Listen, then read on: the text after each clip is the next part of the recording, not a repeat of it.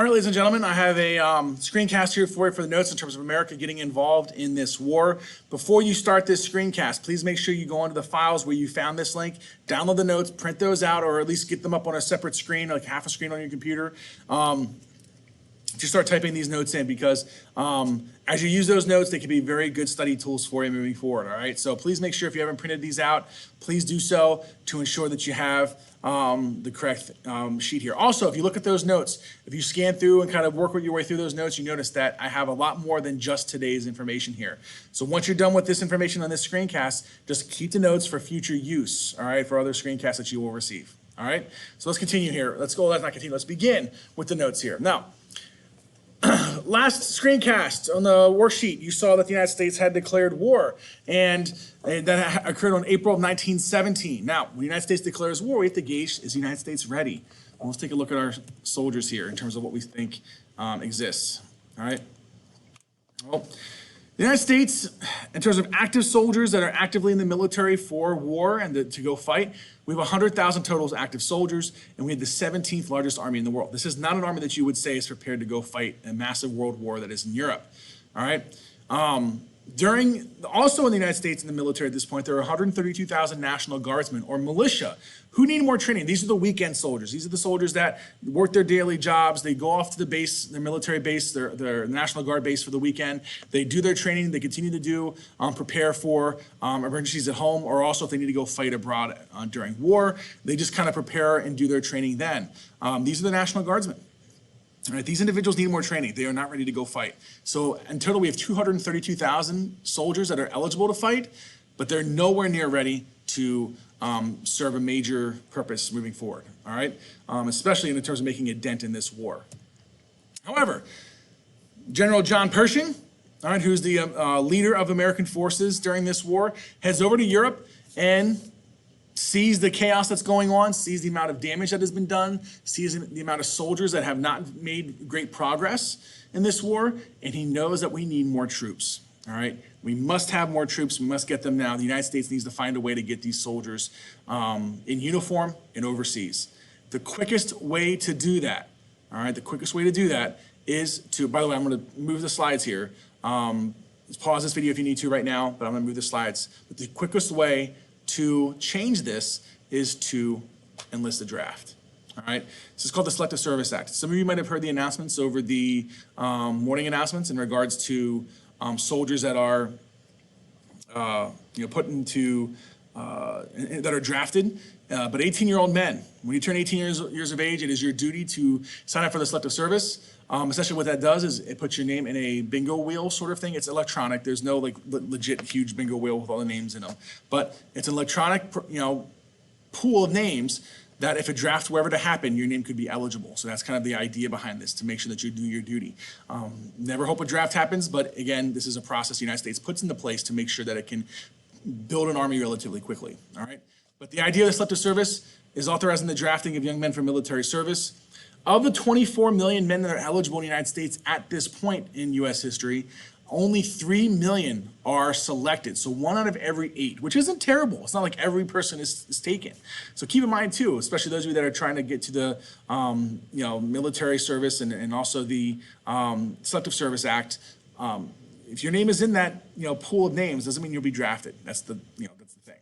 Okay, but professional soldiers joined to form the American Expeditionary Force, and these soldiers became known as doughboys. This is a nickname they got because their uniforms looked like burlap sacks that carried flour in bakeries. So that's kind of the idea behind it. All right, but the American Expeditionary Force is the name of the American group of men that shows up entirely throughout the war. The year plus that America is involved in this war, they are known as the American Expeditionary Force. They are not like the American Army, just the Expeditionary Force, because this is not something that the United States, the title is not something that the United States wants to get bogged down by, especially with trench warfare.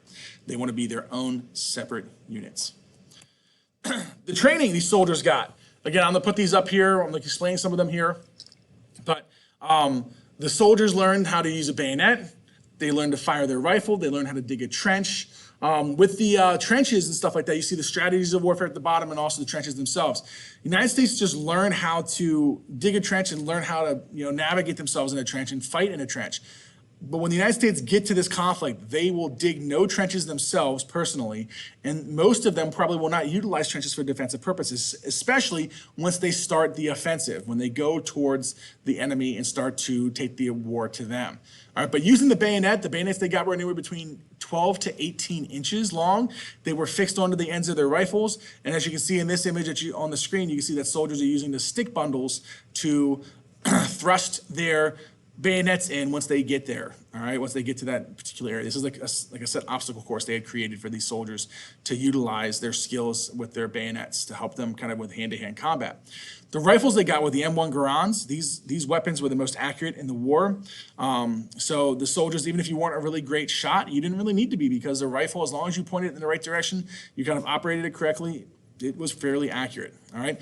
The gas masks that people had to wear for this war were gas masks that essentially had, almost like a snorkel mouth to it. If you ever go snorkeling and you use a breathing apparatus for that, that's what the inside of their masks looked like. These masks covered the entire face, had 2 glass eye slots, and they had inside they had a nose pincher, almost like the pinch your nose shut, so you could only breathe through your mouth.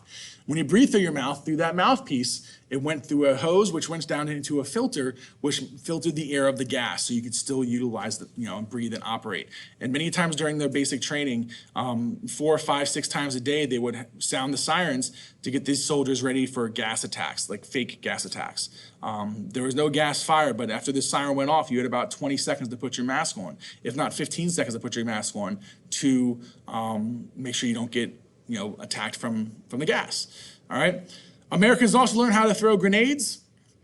Americans actually were the best about throwing grenades because they had baseball. Many of the Americans, recreational activities as soldiers, or even prior to becoming soldiers, was playing the game of baseball, which is a relatively new sport at this time period, but it's still played by many soldiers. So when they get to the war, they throw grenades, and many British and French people are surprised how good Americans are throwing those grenades. Well, it's because of baseball. All right. Throwing the ball around is not easy to do, but once you learn it, it's something that is almost second nature. All right. They also got propaganda about German crimes as well. All right, to help kind of stir up American hatred for the Germans. Now, when the war continues, all right, put all these up here so you can write those down right now. But the war starts for the United States with a positive for Germany, because Germany signed a peace treaty with Russia. Remember, Russia has a new government. We talked about that in the last screencast. With this new government for Russia, it is available for them to essentially end a two-frontal war, meaning they can take all their soldiers from the Eastern Front with Russia, and Germany can now send them westward. All right? They sent hundreds of thousands of troops west, and they eventually broke through the French trenches and reached within 50 miles of Paris before the Americans arrived. When the Americans arrive, they are extremely healthy and strong because they hadn't been fighting for 2 to 3 years in those trenches. This war wore out the British, the French, and the Germans, made their soldiers weak, made them hungry, made them thirsty, and extremely made them, broken down as men. These Americans who had not been exposed to this war, coming in with a lot of energy, while they are new to the fighting and inexperienced, their energy is too much for the Germans as part of an offensive to push the Germans back away from Paris.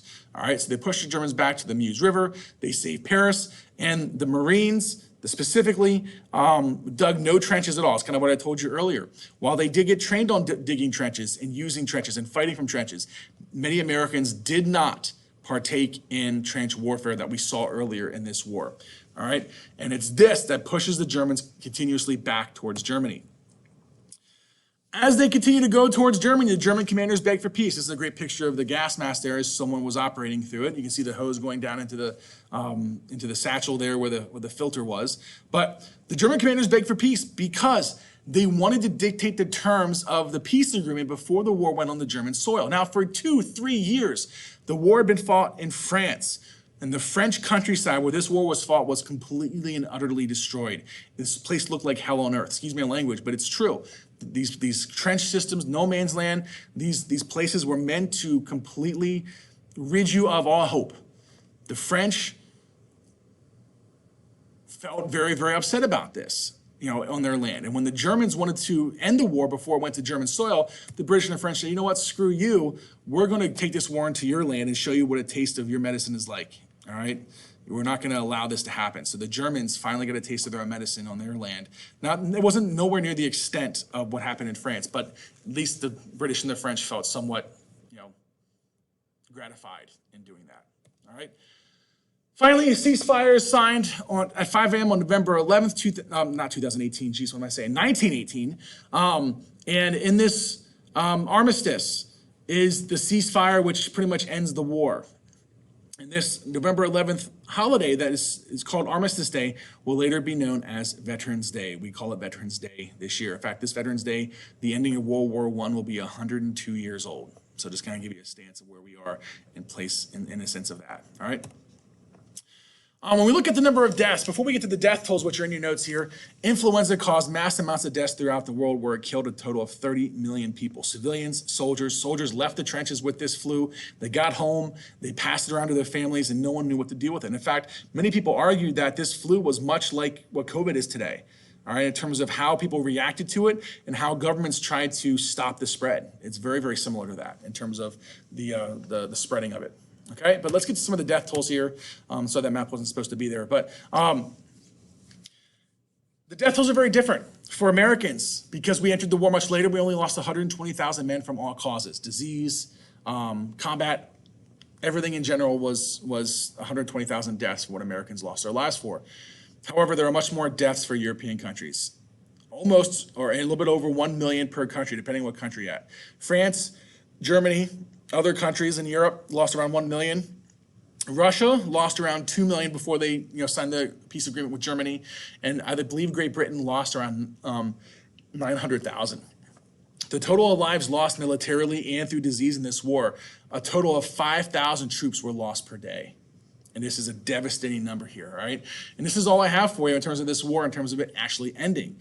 But before we get into this, the next section of the notes, which is the home front, please keep in mind that as you take these notes, go back, pause, and make sure you're good to go with how Americans fight. And your textbook does a great job of explaining these events as well. So you're gonna go to section, I think it's section 3 of the war of the textbook, and kind of scan through each of those. You'll see each of these kind of concepts pop up here as well. So keep that in mind about how the war's fought. And there's some great diagrams in this book, in the textbook as well. So this is all I have for the notes today. There'll be another screencast for the other sections of the notes that you have in your packet. So if you have not done so yet, please print out that packet, rewatch this, and you're good to go. All right, have a great day, everybody.